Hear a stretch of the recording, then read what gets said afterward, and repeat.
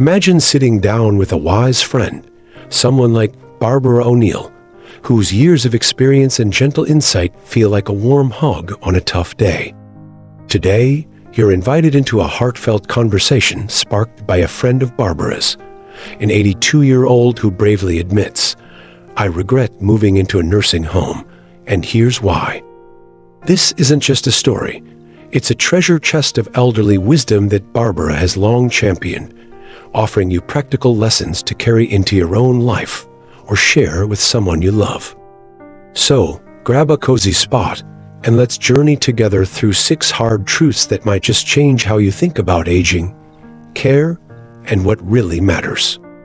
Oh, and if this resonates with you, don't forget to like, share, comment, and subscribe. We're building a community here, and your voice matters.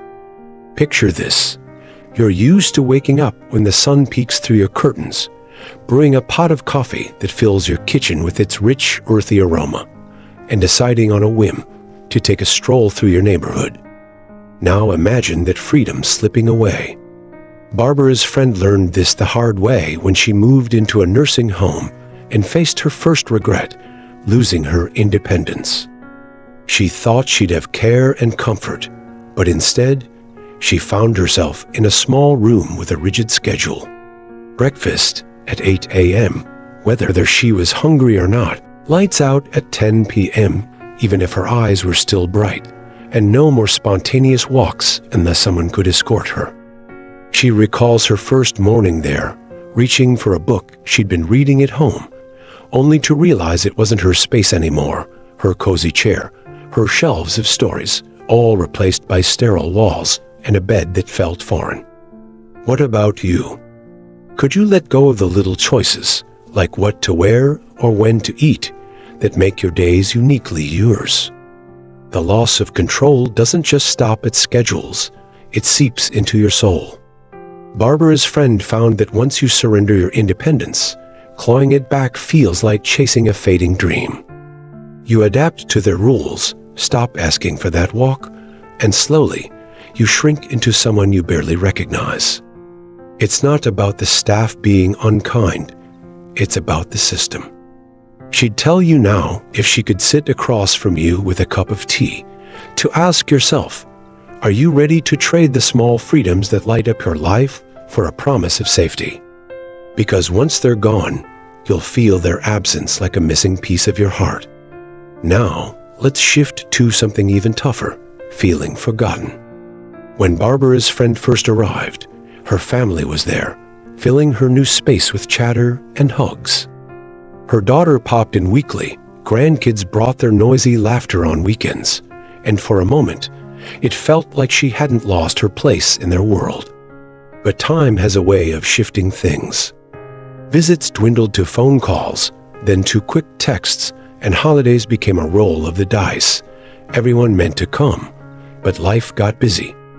She remembers one quiet evening, clutching her phone, debating whether to call her son. She didn't want to nag, didn't want to burden him, so she set it down and stared at the ceiling, realizing she'd become a memory people meant to revisit, but rarely did. Does that sting your heart a little? If you're picturing this for yourself or someone you love, ask, are you ready for the quiet that creeps in when the world moves on without you? It's not that her family stopped caring. They just stopped seeing her every day. Out of sight, out of mind, as the saying goes, and it's a truth that cuts deep in a nursing home. She'd watch other residents linger by the door, eyes hopeful, only to turn away when no one showed. That's why she'd urge you to think hard about this choice. Loneliness isn't just missing people, it's feeling like you faded from their story. If this hits home, drop a number 2 in the comments. I'd love to know you're with me on this journey. Next, let's talk about purpose, because losing it can dim even the brightest spirit. At home, Barbara's friend had her rhythm, watering her plants until their leaves gleamed, stirring a pot of soup that warmed her whole house, tidying up just enough to feel accomplished. But in the nursing home, those anchors vanished. Someone else cooked, cleaned, cared for the space, and suddenly, her days stretched out like an endless road with no destination. She met George, an 84-year-old carpenter, whose hands once danced with tools, crafting beauty from wood. Here, he sat idle, his spark fading as he whispered, "I feel useless." She felt it too. No tasks, no goals, just waiting. What keeps you going each morning? Could you let that go and still feel like you? Without purpose, time drags, and you start to wonder why you're even here. Barbara's friend saw it all around her, people who'd been vibrant reduced to shadows, not because they were sick, but because they had nothing to nurture. She'd tell you now that purpose isn't just busy work, it's the heartbeat of a meaningful life. If you're weighing this decision, pause and ask, what gives your days color? Because in a place where everything's done for you, holding on to that vibrancy takes a fight you might not expect. Here's a curveball: health declining faster than you'd ever guess.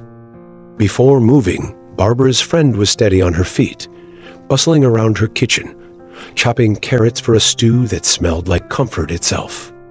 But once she settled in, the ease of having meals delivered and help at her fingertips turned into a trap. Less movement meant stiffer legs, more sitting meant weaker muscles, and soon, standing up felt like climbing a hill. She watched her neighbor Alice go from brisk walks to a walker in months, lamenting, "I feel like I aged a decade overnight." Ever notice how your body thrives when you keep it in motion? That's the secret she wishes she'd clung to. It's not laziness, it's the setup. When life gets too easy, your strength slips away unnoticed until one day, you realize you can't do what you once did without thinking. She'd nudge you gently and say, if you're considering this path, ask yourself, will you push to stay active when everything's handed to you? Because once you slow down, picking up the pace again is a battle you might not win. If this rings true, toss a number 4 in the comments. Your support keeps this conversation alive. Now, let's get personal, privacy, and dignity.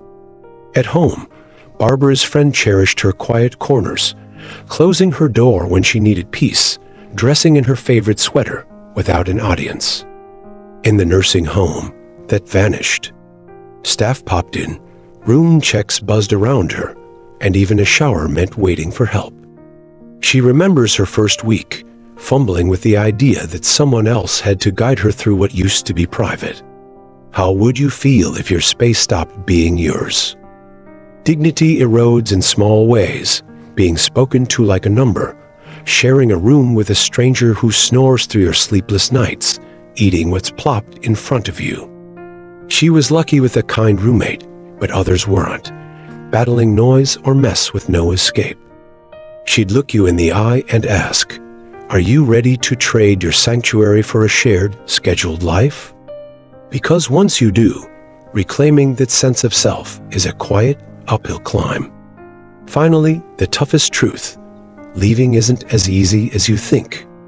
She moved in telling herself it was a trial run, a short stay she could undo.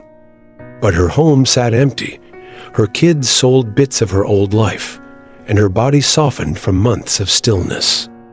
When she floated going back, her family hesitated, concerned, loving, but unsure she could manage. Ever started something thinking you could back out, only to find the door half closed behind you? The longer you stay, the harder it gets, physically, financially, emotionally. She met others trapped by sold homes or drained savings, their options gone. She'd tell you now, with a hand on your shoulder, to ask, are you sure this move is reversible? Because once you're in, the life you knew might slip out of reach.